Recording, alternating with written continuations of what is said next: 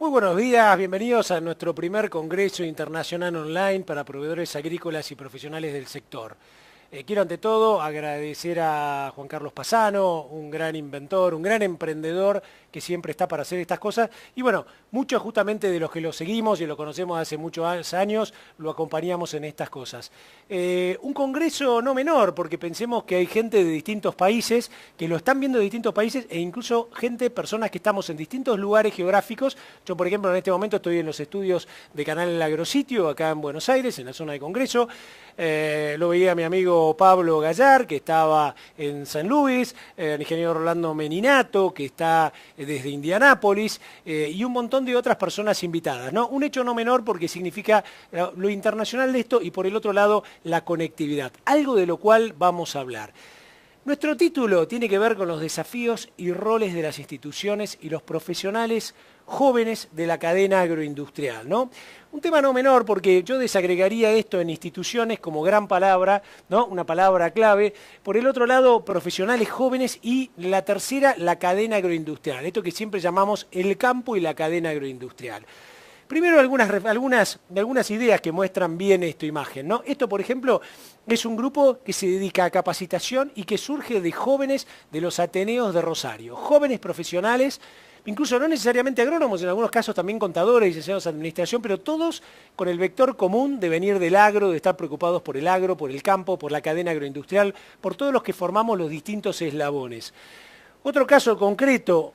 En abril se hizo un congreso de estudiantes, el segundo congreso que se hizo de estudiantes, La Fuerza de las Ideas, un congreso nacional de estudiantes de agronomía, convocó a estudiantes de distintos países. Fíjense, ¿no?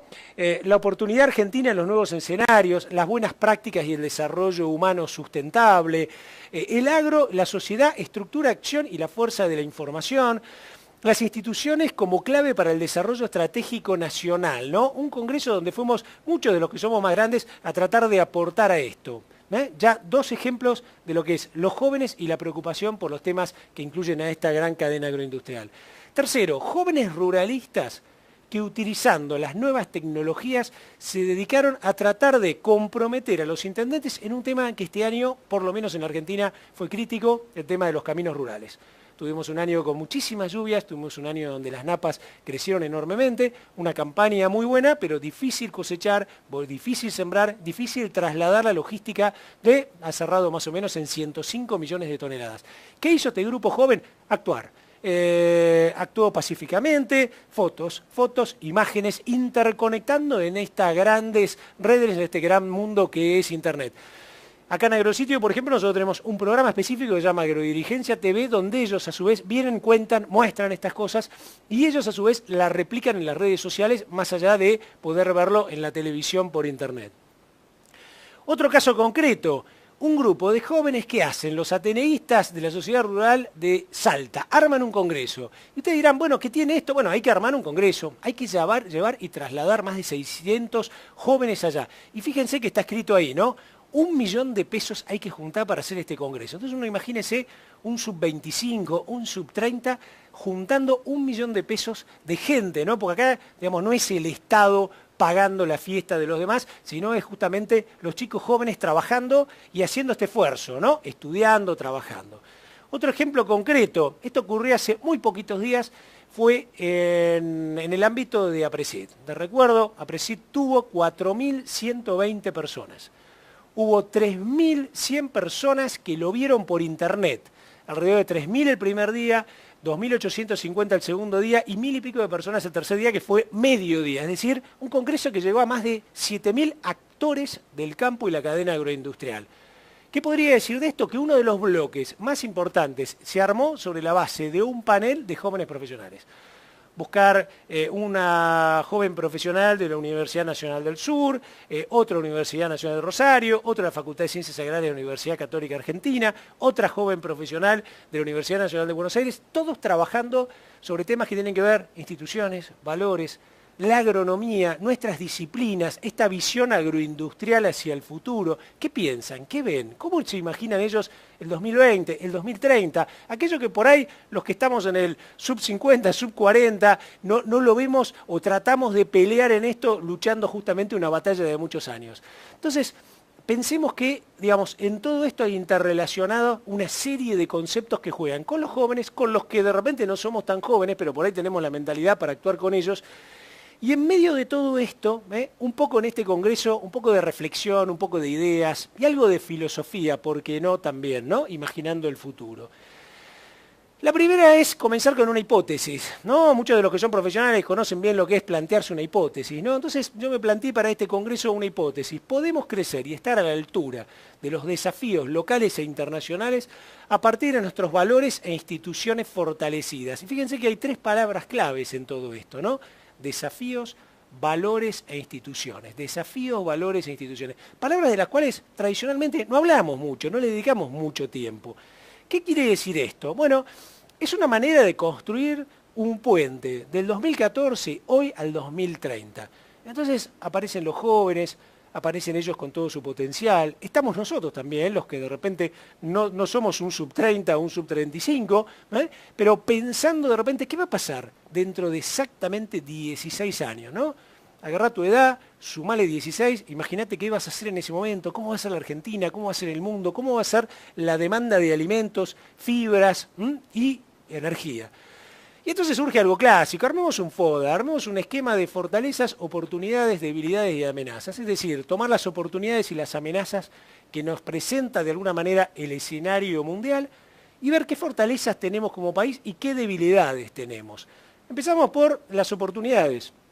Y ahí es que aparece perfectamente este tema de alimentos, ¿no? Un tema por demás hablado, 7.000 millones de personas somos, vamos a 9.000 millones en apenas 20 años, la humanidad está comiendo en general mucho mejor, ya no podemos decir esa teoría maltusiana de que crecía mucho más rápido la población que la producción de alimentos. No, en este momento tenemos una superproducción de maíz y soja, proteínas, energía, aminoácidos esenciales, un montón de elementos girando a través de esto, con una superproducción en Estados Unidos, con una excelente cosecha en lo que es Mercosur, es decir, países grandes, es decir, hoy alimentos hay. El tema es cómo repensarlos también a futuro, cómo pensar esta sustentabilidad en la producción y en la provisión a más cantidad de gente. El tema energía, ¿no? En la Argentina lo hemos visto, en los últimos años hemos tenido que importar energía fósil de Bolivia, de Venezuela, a precios muy caros, cuando ese dinero podríamos haber utilizado en otras cosas. Hoy surge entonces todo lo que tenga que ver con la energía proveniente de subproductos o productos de lo que nosotros realizamos. Agua, ambiente, sin lugar a dudas, el agua va a ser un tema crucial. Agua, alimentos van a ser temas claves. No existe mucha agua en el mundo. El 65% de la esfera terrestre es agua, pero de eso solamente el 5% es agua dulce. Quiere decir que el resto es agua salada que habría que tratar a costos muy altos. Y esa agua dulce, a su vez, tiene un incremento en la polución exponencial en el tiempo, con lo cual nosotros, como profesionales del agro, vamos a tener el desafío de decir cómo trabajamos, cómo mejoramos la utilización de esa agua para generar alimentos, fibras y energía. Y por supuesto, el cuidado del ambiente. ¿Cuáles son las amenazas? Bueno, algo que dijimos hace un ratito, ¿no? La contaminación ambiental, los países pobres y quebrados. Ya existen países que prácticamente no tienen salida. Gente de las Naciones Unidas, de FAO, han estudiado países que están prácticamente quebrados. Es decir, habría que hacer una revolución total para cambiarlos. Son países que tienen que estar asistidos todo el tiempo. Las relaciones internacionales, ¿no? Como una amenaza o podría ser una oportunidad si estas relaciones internacionales la humanidad pudiera trabajarlas mejor. Hoy vivimos conflictos en muchas partes, conflictos en Medio Oriente, este conflicto que justamente ataca a Irak, es decir, muchos lugares del mundo donde continúa la guerra, continúa la destrucción de las personas justamente por un tema de relaciones internacionales. ¿Qué fortalezas tenemos nosotros como país? Bueno, esto que yo hablaba al principio, un montón de profesionales conectados, un grupo de gente que a través de un congreso online puede tener la oportunidad de estar en tu casa, en tu computadora, en una laptop, en una tablet, en tu, de repente, teléfono celular, viéndolo en directo, es decir, compartiendo ese conocimiento. ¿Qué otra fortaleza tiene la Argentina? Lo que llamamos ventajas comparativas, tener agua, tener temperaturas, tener buenos suelos, tener una riqueza en un ámbito natural y por el otro lado, ventajas competitivas, es decir, esto que hemos hecho en los últimos años, una revolución en genética animal, una revolución en genética vegetal, una revolución en biotecnología, la revolución de la siembra directa, la utilización, digamos, de los mejores modelos de manejo agronómico aplicados al sistema agropecuario. Y Yo puse un concepto final, buenas personas, ¿no? Porque sin lugar a dudas, si bien las curvas de Gauss siempre tienen algunos elementos que salen de ese 80% que está en el medio, somos en general todos muy buenas personas y esto no es menor para ayudar a un crecimiento. Debilidades, y creo que acá cada uno de nosotros es un poco el piloto del éxito. Nos falta una visión de país agroindustrial. Yo tengo la oportunidad de comunicarme vía Agrositio, esto que es un canal de televisión por internet, que hace 15 o 20 años era una cosa imposible, no existía. El hecho de estar también en radio, comunicarse no solo con la gente del campo, sino con la gente de la ciudad, y no existe todavía la importancia de esa visión agroindustrial. Creo que ahí es donde viene esta oportunidad, los grandes y sobre todo los jóvenes haciendo crecer esta visión. La cultura del trabajo. Está bueno tener planes y cosas que ayuden a los más pobres. Lo importante es cuando uno, en vez de darle siempre de pescado, está tratando de ver cómo le enseña a esa gente a pescar. Es decir, generar una cultura del trabajo, que más gente entre en la actividad privada, generando desarrollo, generando emprendedurismo. Y este concepto de instituciones. Estamos en un conflicto de default, estamos en un conflicto enemistados con muchos países, no aceptamos lo que dice la legislación que nosotros mismos también hemos amalgamado para diferir, para sacar distintos tipos de conflictos que tenemos. Es decir, no estamos pensando que las instituciones son realmente algo importante, ¿no? Los tres poderes, el poder ejecutivo, el poder legislativo, el poder judicial. Bien, salimos del FODE y volvemos a ¿no? ¿Cómo hacemos para pasar ese puente del 2014 al 2030? Pensando justamente en esto, en el rol de los jóvenes, empujando a partir de este análisis de este FODA. Y ahí aparecen palabras, ¿no? Aparece este FODA que nos marcó un poco las oportunidades, las amenazas, las fortalezas y las debilidades. Aparecen los desafíos. ¿Cuáles son los desafíos? ¿Qué es un desafío? Desafío en el fondo es una especie de objetivo que uno se traza y el camino o la trayectoria para lograrlo, ¿no? Juntos generan como una estrategia hacia el logro de determinados objetivos claves. Y la palabra valores son aquellas cosas que nosotros necesitamos para lograr el desafío, ¿no? El valor de la palabra para cumplir las cosas que hacemos, el valor del conocimiento como un elemento clave justamente en todo esto. Bueno, vamos a trabajar desafíos, encontrar esos valores y ver cómo nos orientamos en este puente del 2014 al 2030. Hicimos un listado de 8 desafíos concretos, ¿no? Desafíos productivos que tienen que ver con esta visión de agroalimentos y agroindustria, desafíos en comunicarnos mejor, desafíos en mejorar las instituciones, desafíos en construir las redes. Esto los jóvenes lo conocen perfectamente, y no es solamente por internet o redes que tienen que ver solamente con hardware o software, tienen que ver con redes humanas, un cambio de pensamiento, un cambio de paradigma. La palabra capital social. Cuando un país se debilita, cuando las relaciones entre los países se debilita el capital social. El capital social es el mayor acervo, el capital social es la cultura de la gente, la interrelación, el respeto entre las personas, la educación de los hijos, el que no existan generaciones que vienen de 3 generaciones con planes sociales y no han sabido lo que es la cultura del trabajo, el valor del trabajo. Cosas que tienen que ver de repente con el valor de la moneda, para que todos no salgamos a correr porque sentimos que la plata que tenemos en el bolsillo, digamos, no sirve. Es decir, todo este tipo de cosas que hacen a este capital social. Crear valor, una palabra que usamos mucho en términos de agronegocios. ¿Cómo hacemos para crear valor? ¿Qué es el valor, no? El valor es aquello que diferencia un objeto actual de un objeto futuro o algún concepto nuevo que pueda desarrollar, digamos, distribución de un determinado ingreso. El factor confianza. La palabra confianza es clave, la gente que está en el campo, los jóvenes que están en el campo lo tienen clarísimo. La confianza justamente es aquello que ha permitido en el sector del campo esto de decir, listo, me gustó, ¿no? Te doy la mano, vamos para adelante. Esa confianza que va más allá de la firma en un contrato, de la firma en un remito, de dejar un cheque adelantado, ¿no? Factor confianza. Y el último, algo que se ha declamado mucho, la interacción pública o privada. Es muy malo cuando lo privado absorbe todo y lo público se hace muy chiquitito y está captado por lo privado, y a su vez es muy malo cuando el fenómeno es inverso, es decir, cuando lo público empieza a transformarse, digamos, en todo y absorbe lo muy poquito que genera lo privado. Entonces empiezan a haber conflictos. ¿Qué es lo mejor, no? Esa interconexión entre ambas, entre lo público y lo privado. ¿Se logra cómo? Con muchos de estos valores que vamos a ver. Comunicación, confianza en el otro, respeto. Bien. Desafíos productivos. Vamos a ver algún desafío productivo, ¿no? Hablamos del agua. Este desafío de decir, la Argentina tiene grandes cantidades de agua, ¿no? Cualquiera de nosotros que ha salido a la ruta lo ve por todos lados. Yo ahora paso, miro un gran lago en el campo y digo, ¿cuánto tendrá de profundidad? Esto tendrá 1 metro en el medio, tendrá en las orillas 10 centímetros, calculo, tendrá 20 hectáreas y digo, ¿cuántos hectolitros habrá acá dentro de agua que son un reservorio de la humanidad? ¿Cuánto habrá en el perfil abajo, no? ¿Cuánto tenemos de esto que es un recurso realmente escaso y que a veces no lo vemos, ¿no? No lo vemos hasta cuando prendemos la ducha y tenemos la ducha prendida todo el día.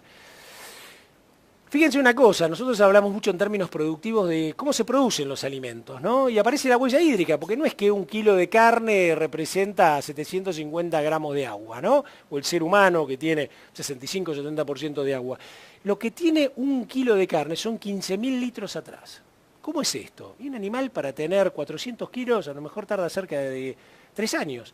Son 3 años por 365 días, son más de 1000 y pico de días consumiendo agua, transpirando, tomando agua, consumiendo para producir 350, 400, 450 kilos de carne, 450 kilos de peso, que después se transforman en parte de este peso en carne, es decir, 1 kilo, 15.000 litros.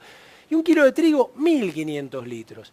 Y lo interesante es tener en cuenta esto, ¿no? Esto es lo que necesitamos para producir, pero por el otro lado hay 780 millones de personas que no tienen acceso al agua potable, ¿no? Entonces, nosotros producimos esto, hay gente que no tiene, hay gente que 2.500 millones, dijimos que somos 7.000 millones de personas, 2.500 millones en el mundo no tienen servicio de saneamiento.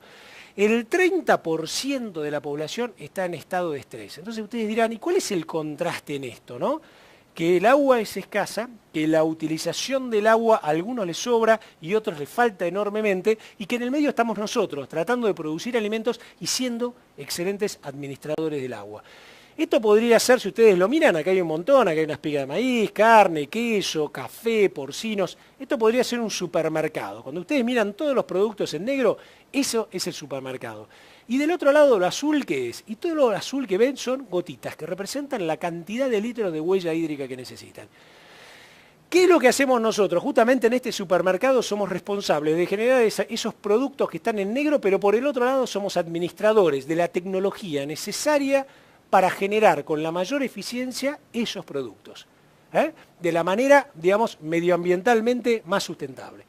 ¿Y qué es esto? No solo maximizamos los rendimientos, sino que la humanidad en este momento tiene sobrantes, pero también mucho lo tira. Entonces, fíjense, esto es un análisis de la FAO, dice que hay más o menos 1.300 millones de toneladas de alimentos que se desperdician por año.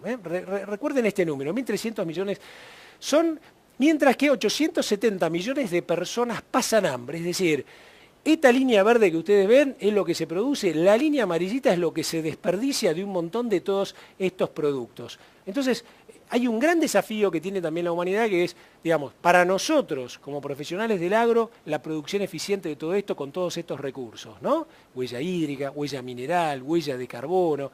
Y por el otro lado, ¿cómo hacemos para que el consumo no se desperdicie? Pero dijimos que somos responsables de producir alimentos, producir fibras, producir energía. Y acá aparece otro gran desafío.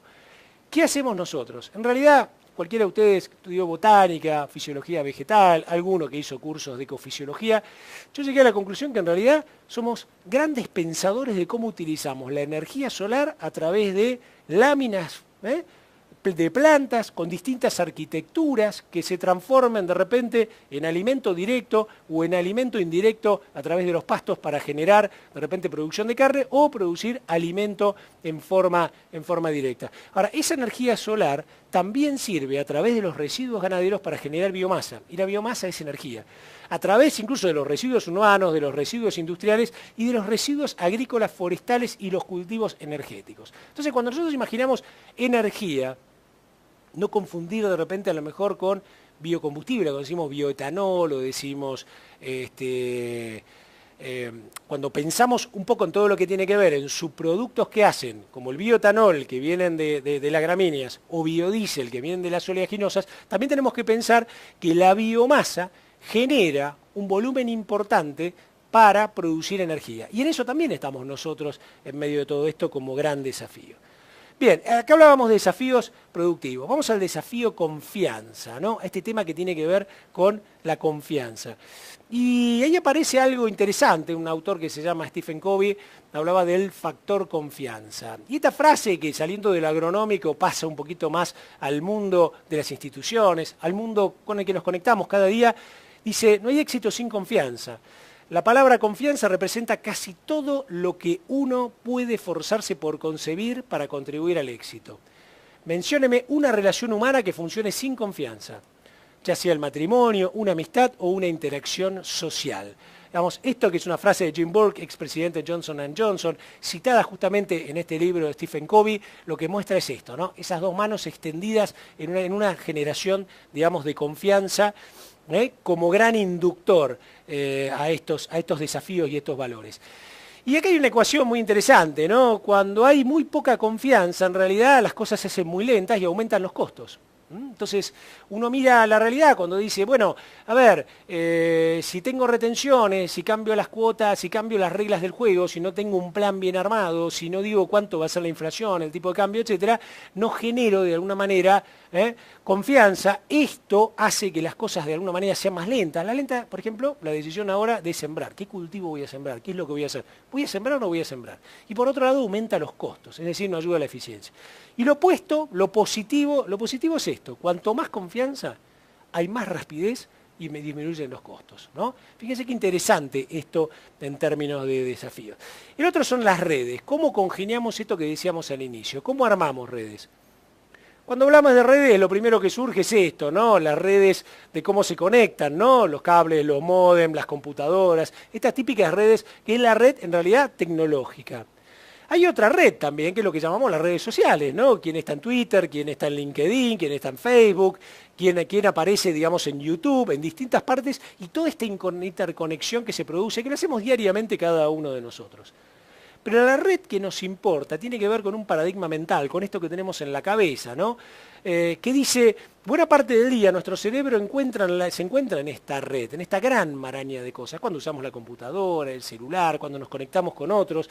Procesamos información de internet, correos, redes sociales, trabajando, con programas, tecleando, hablando por teléfono, es decir, todo el día a la larga estamos en red. Es más, parte de lo que tiene que ver con lo que vamos a hablar de los jóvenes, tiene que ver con lo que llamamos los tradicionalistas, gente de arriba de 65 años, los baby boomers entre los 55 y los 50 años, entre los 65 y los 50 años, la generación que llamamos generación X, que es una generación que hoy dirige mucho de las empresas, que está entre los 50 y los 35 años, la generación Y, que hoy está protagonizando mucho de las cosas que tienen que ver justamente con desarrollos, 35 a los 19, 20 años, y esto que aparece ahora, los más grandes de lo que llamamos la generación Z. Estos nacieron con todo esto en la cabeza. Yo que soy baby boomer no nací con todo esto en la cabeza. Siempre cuento, nací viendo Lassie en canal en blanco y negro, seguramente como algunos de ustedes, los que vivimos en el interior viendo un solo canal que había que poner, digamos, la antena, televisión en un televisor, digamos, en blanco y negro muy chiquito, uno no pasaba los canales, los giraba. Esto ocurrió hace apenas, yo le diría, 25, 30 años, no mucho más de eso. Los que tienen hoy entre 15 y 20 años nacieron con todo, con los principios de Internet, con la conectividad, con los cables, con un volumen de información enorme que les permite prender un televisor y conectarse.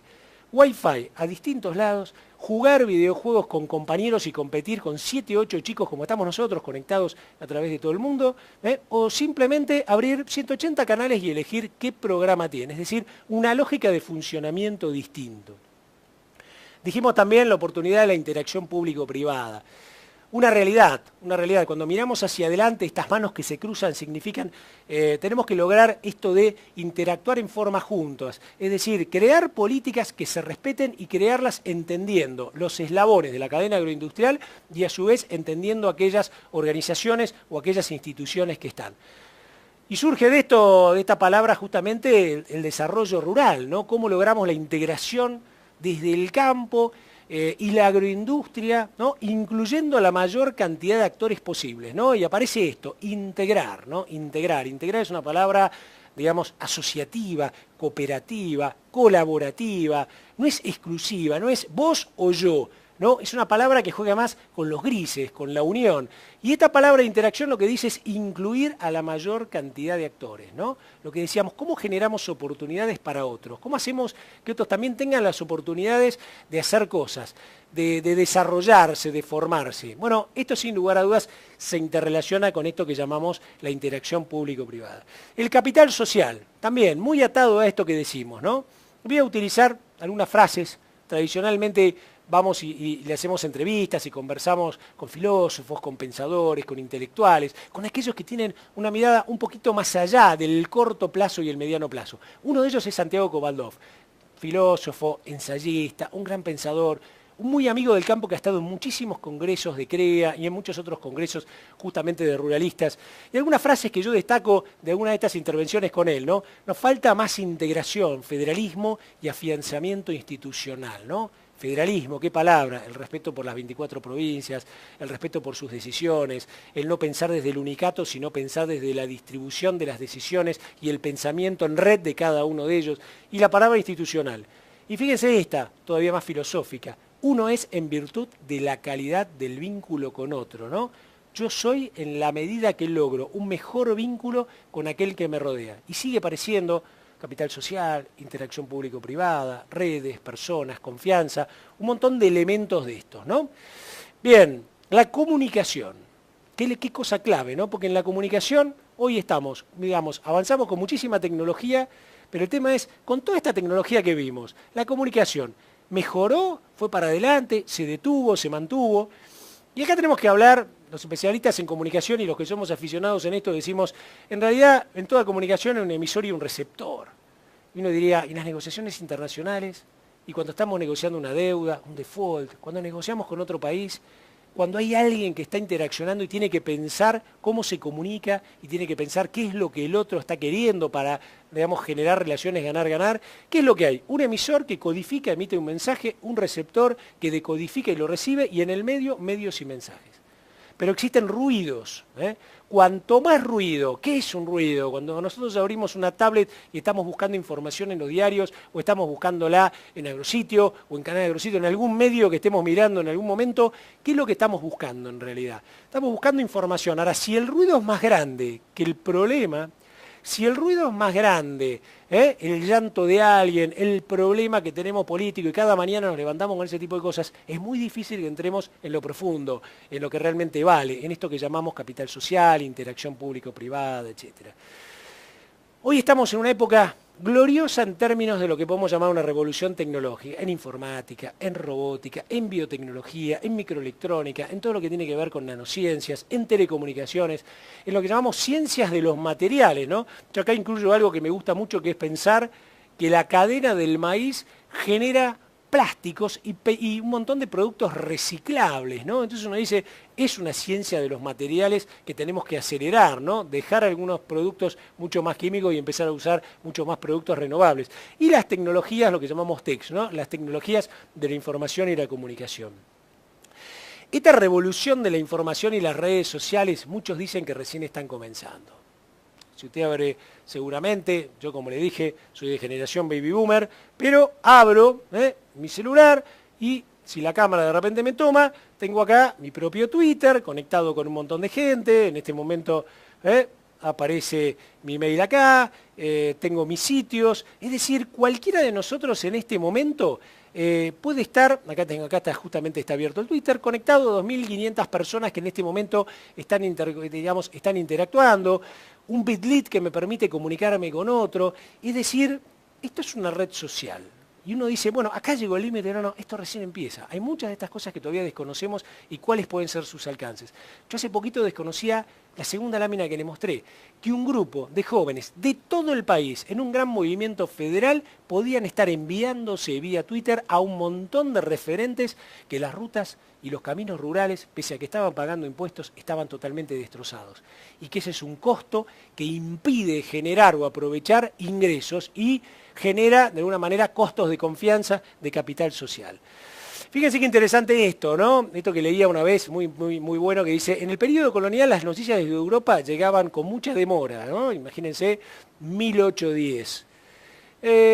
La Junta de Sevilla se disuelve. La Junta de Sevilla, que es la que genera de alguna manera todo el conflicto en España y de la cual dependíamos, se disuelve en enero de 1810, ¿no? Cisneros, que era el que estaba, digamos, acá como virrey, se entera tarde. Y sí, no hay duda. Ahora, imaginémonos que hubiera pasado, cómo se hubiera adelantado la revolución y todo hubiera sido, si hubiera existido Twitter en mayo, ¿no? O sea, sin duda que si esto hubiera sido en enero, a las 24 horas hubiéramos tenido una revolución de mayo, una independencia mucho más anticipada, es decir, hace 200 años las cosas ocurrían 5 meses después, ¿no? Fijémonos lo que es esta revolución de las comunicaciones. En solo 60 segundos nosotros le generamos millones de cambios en Internet. En solo 60 segundos Google tira más de 1.000.000 de resultados. En solo 60 segundos se publican más de 10.000 imágenes en el sitio Flipboard.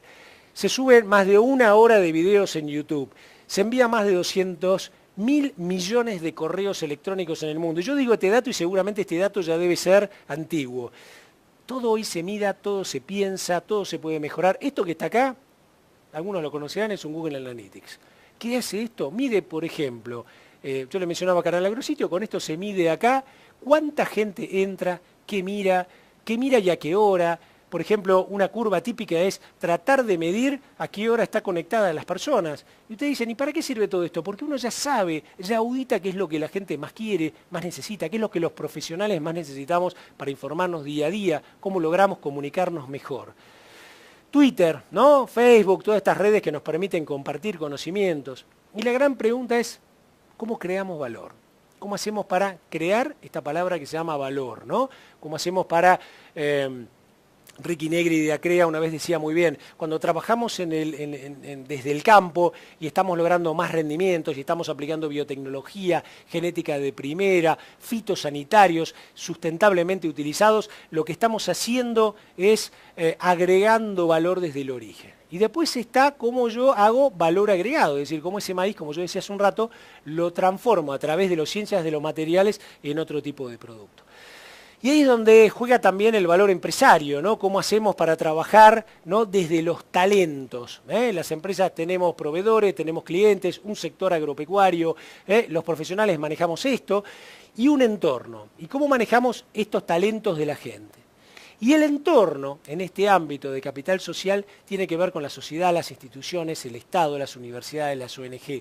Esto que a veces nos olvidamos nos interconecta para crear valor todos los días, así como les mostraba al principio ese Congreso de los Jóvenes Institucionales. También ayuda a crear valor las instituciones por cadena, ¿no? Esto que aparecen acá, las imágenes de Maizar, de Asagir, de Axoja, de Argentrigo, del IPCBA, un montón de estas asociaciones con múltiples protagonistas. Valores, sin duda que, como decíamos al principio, una de las cosas más importantes en este mundo intercambiante, ¿no? Y este mundo tan rápido, para trabajar sobre esos desafíos que tenemos adelante es qué valores necesitamos las personas. Y ahí aparecen los talentos, las relaciones ganar-ganar, la gestión, la honestidad, el trabajo en equipo, el emprendedurismo y la irrupción de la generación Y. Talento. Ya no hace falta solo conocimiento y competencia, ¿no? Hace falta también ese talento, que es la mezcla de ambas cosas en las personas. Esto hablando sobre todo en términos de los jóvenes. Muchos decimos actitud y aptitud. Ser apto para una tarea como agrónomo, como profesional del agro, y por el otro lado, tener la actitud, ¿no? Para poder lograrlo. Relaciones ganar-ganar. Si nosotros pensamos en yo gano, vos perdés, no sirve. Es decir, ¿cómo hacemos para ganar-ganar entre las partes? Un cuadrante donde vos y yo vamos acá, a un pacto en el cual no es que perdemos los dos, ni perdés vos, ni pierdo yo. Ganamos los dos. Relaciones ganar-ganar en términos de valores. El valor del emprendedurismo, una palabra clave y que tiene que ver también con esta interacción público-privado. ¿Cómo hacemos para juntarnos todos individualmente, en grupo, en redes, en muchos de estos valores que decíamos, y cómo hacemos para prender esa lamparita de nuevas ideas, ¿no? Con esta otra palabra que tiene que ver con sentido común, honestidad, tenacidad y pasión por lo que hacemos. Valores, ¿no? Y el título de esta charla tiene que ver con instituciones, entonces institución, institucionalizar, el verbo, ¿no? Y ahí aparece en este verbo la participación y el compromiso. ¿Cómo hacemos nosotros, profesionales jóvenes, para comprometernos en lo que hacemos? Es decir, para estar un paso más allá, como mostrábamos al principio, de hacer nada más que lo que hacemos todos los días. Les muestro un caso que tiene que ver con los profesionales del agro. Este es un caso de valor a través de las instituciones, desde el caso del Consejo de los Profesionales del Agro, Agroalimentos y Agroindustria, el CEPIA.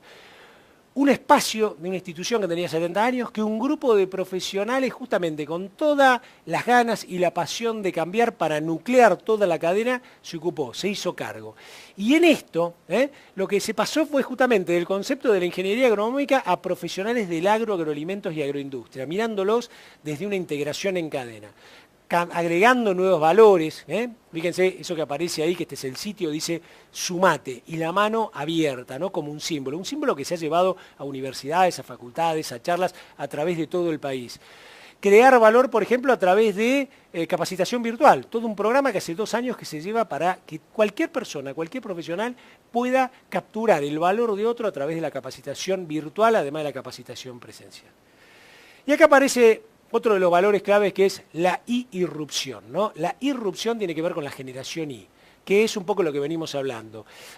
La generación, como llamaba yo, los baby boomers, aquellos que están entre los 65 y los 50 años, más acostumbrados, digamos, a una lógica que tenía que ver más plana, más de escribir, más de la lectoescritura, a la generación X, que hoy está entre los 49 y de repente los 35 años, algunos que empezaron a ver algunas tecnologías cuando estaban en la facultad, que tuvieron sus experiencias y que hoy están en puestos claves.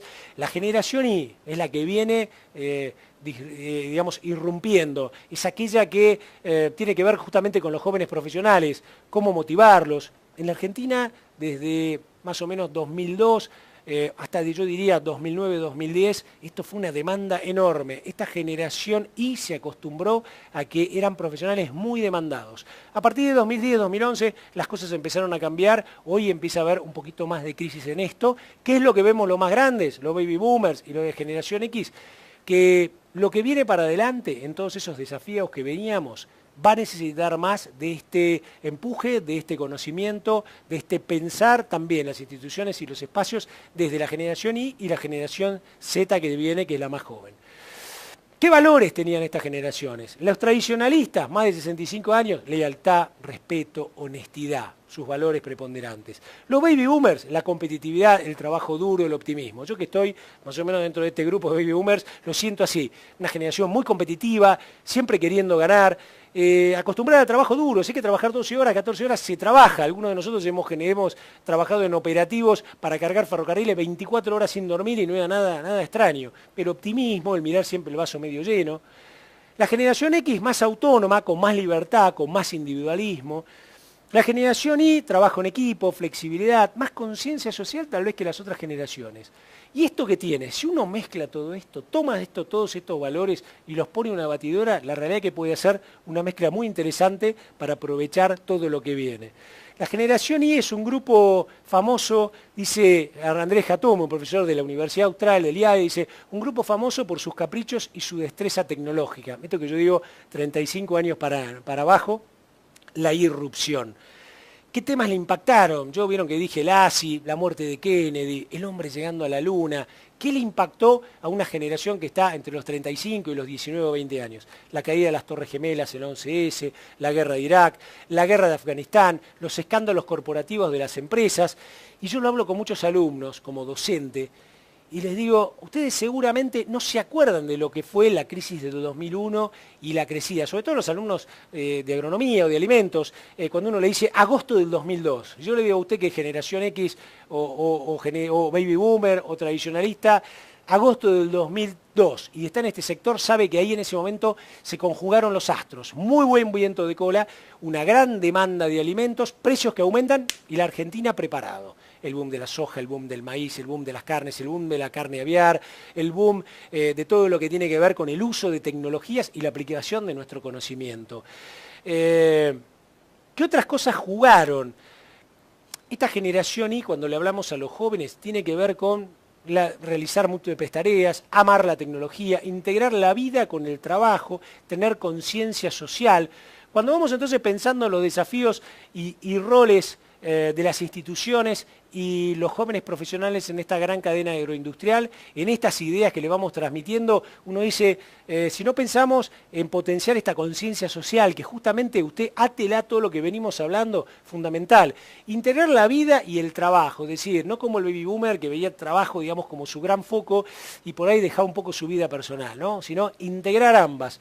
La tecnología, lo venimos diciendo, ¿no? Hablamos muchísimo del capítulo de esta tecnología que vivimos, y la posibilidad de tener la mente distribuida, que muchos veteranos también la vamos teniendo, ¿eh? Esto de hacer 4 o 5, ser multitasking, dicen los americanos, ¿no?